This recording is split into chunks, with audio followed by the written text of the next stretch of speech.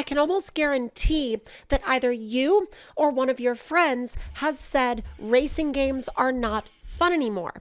Now, no matter what era of racing games you grew up in, it's definitely, I think, mutually agreed upon that racing games are in a bit of an odd position at the moment. Also, please do forgive my cold. I'm working through it. We're getting past it. And when I'm past it, I'm sure y'all will know.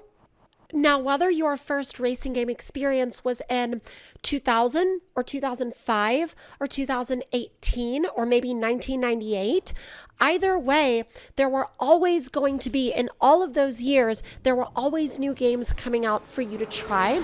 However, one thing, especially from someone that's been in the racing game space for many, many years, one thing that has always remained consistent is there's always sort of that hint of, like, I don't know, it's almost like an undertone of people saying things like, well, we'll never have a game as good as insert whatever game here again.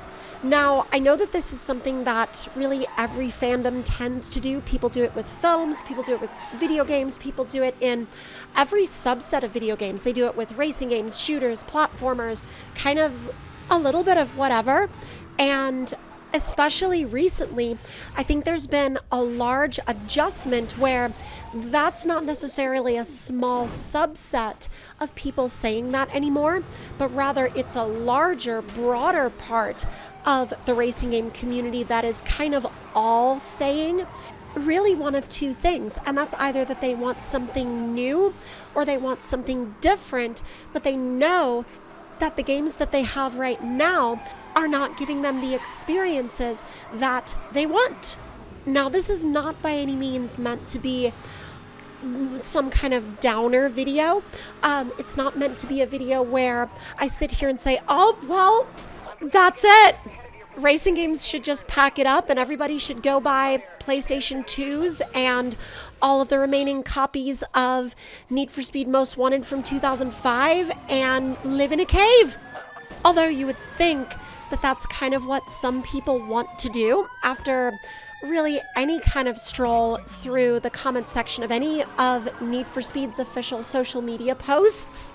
But I think it shows a variety of things, including one particular thing that there is a large, and well, I don't know if it's either a large part of the community or just a very vocal part of the community that feels either burned or just feels like they've been left in some way. And I think it's just because there's a lot of people that connected so deeply with a particular era of these games that once you try to give them anything else, they're like, nope, get it out of here.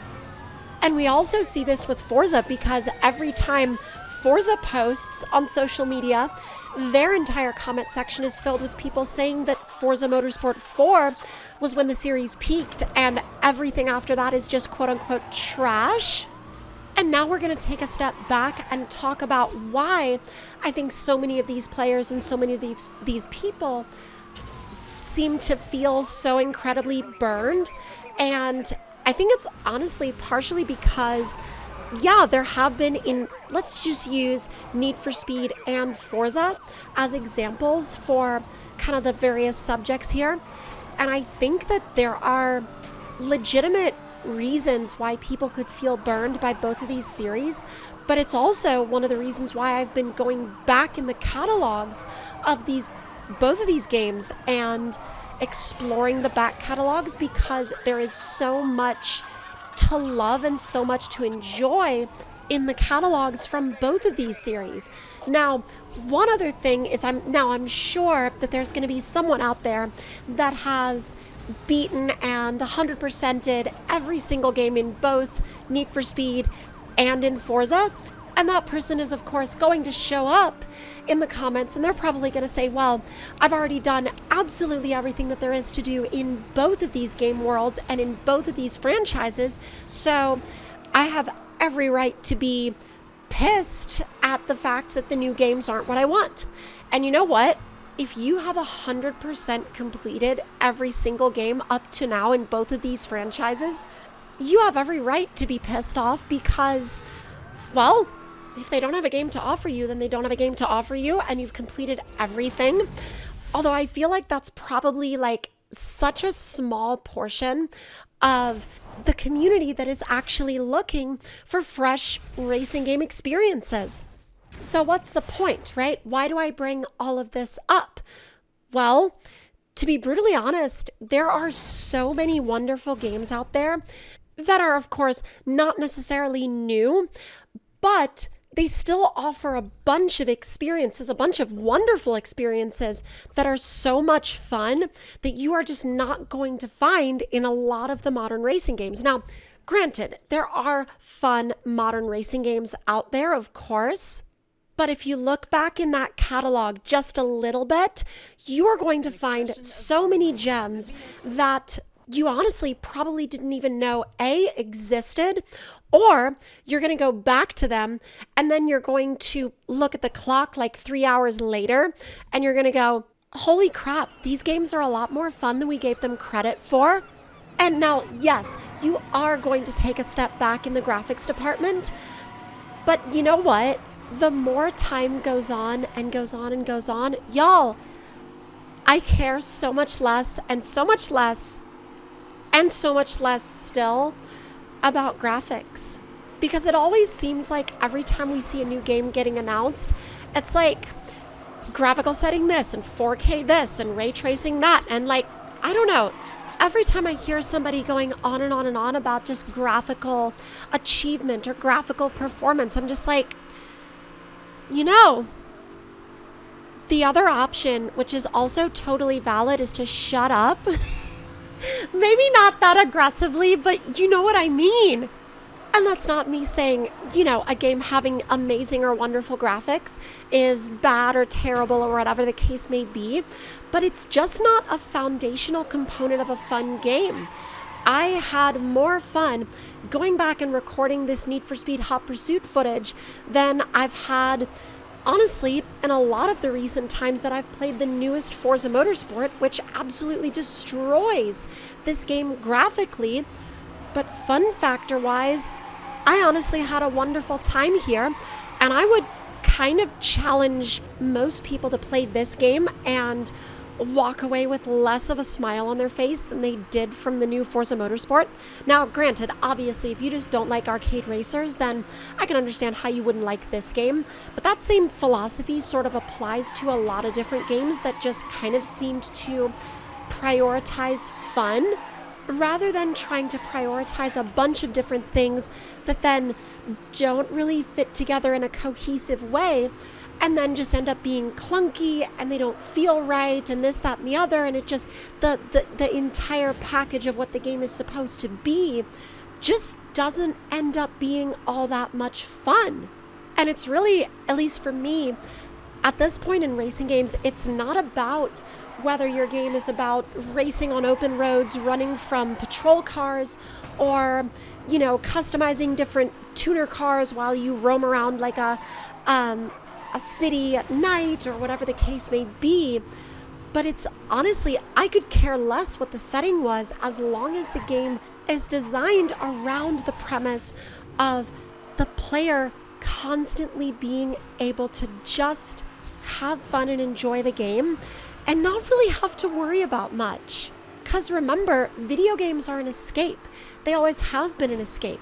Video games, like, it's almost like half the people that are playing racing games are playing them because they're car enthusiasts and they enjoy either just engaging with these cars in any environment, or they want an experience to have with their friends that revolves around cars, or maybe they want to get one of their friends into cars, and racing games just so happen to be the smoothest avenue to do that with. So all of these different things kind of, I think, revolve around the idea that if racing games returned to that idea of the end goal just being the fun of playing the game and engaging with the cars, I think we would honestly have better racing games. And of course, you might say, well, what about Forza Horizon? And that's honestly a really valid point, because the Forza Horizon games are still one of the most widely played racing games kind of out there. And that's, of course, for good reason. The Forza Horizon series encompasses a lot of different things that people do find fun about racing games. But the problem that I have with Forza Horizon is it always follows a very specific formula that almost never changes. And granted, there's a reason for that formula, and that formula works. And so I can't knock following a formula that seems to work for, honestly, maintaining a game environment that seems to retain its players really, really well. However, you end up running into an odd issue where if you have so many people requesting that games of a certain era come back, or rather be made again as new games, you run into the issue of players that have only played games from like Horizon 5 forward are going to end up having certain expectations that, I mean, let's say if the only racing game you ever played, let's say the introduction that you had to racing games was Horizon 5, and then you came back and played this, and you were like, where's the customization? Where's all the different multiplayer features? Where's the livery editor? Where's the body kits? There's none of that. But you know what there is in this game that Horizon, even Horizon 5, doesn't have? You can boot up this game, jump into it, run some races, and just immediately be immersed into the action. There's nothing you have to go through. There's no like, oh, you've got to build this car for this, or you've got to go through this playlist or event series to unlock this, this, and this. I mean, sure, you have to unlock cars, but the starter cars that they give you are all super fun to drive, so it doesn't really matter that they're starter cars. They're fun either way. You are literally into the action in minutes with almost nothing else that you have to do leading up to that. And I think that that's what so much of these modern racing games are missing in the overall experience. So let me know in the comments down below how you feel about really any of the things that we've talked about in this video.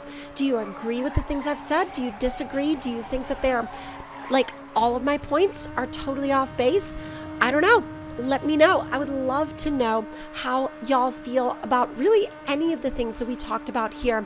And if these are the types of videos that you enjoy, then, I don't know, hit that subscribe button. You might just get a couple more of them in your feed. But that's going to do it for this one, y'all. And I will see y'all next time.